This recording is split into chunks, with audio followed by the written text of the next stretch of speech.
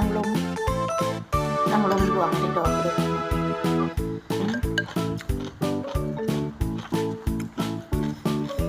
หอมใบต้องโอ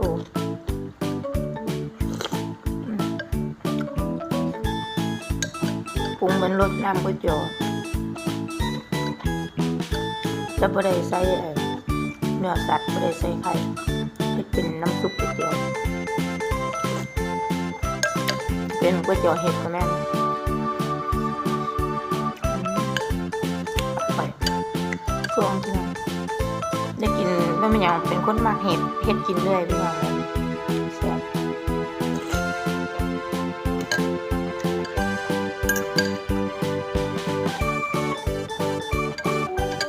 ตอนแรกจะทำราดหน้าเห็ดบ่คืออยากเป็นแป้งคนๆนะบ่คืออยากก็เลยอยากเป็นเห็ดเป็นน้ำซุปแบบก๋วยเตี๋ยวดีกว่าสดน้ำโกโก้คือสีสวงนะ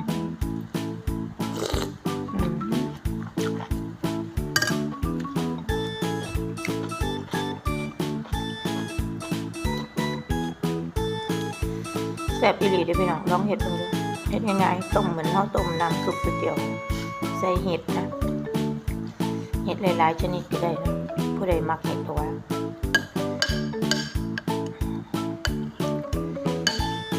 ปรุงรสตามชอบนะสดน้ำโกโก้คนนี้เขาวุ้นเส้นใส่เป็นนี่อยู่ใส่วุ้นเส้นไปน้ำบ่ใส่ก็ได้ค่ะพี่น้องก่อนเห็ดกินกันแต่ว่ามื้อนี้คืออยากใส่วุ้นเส้นก็เลยใส่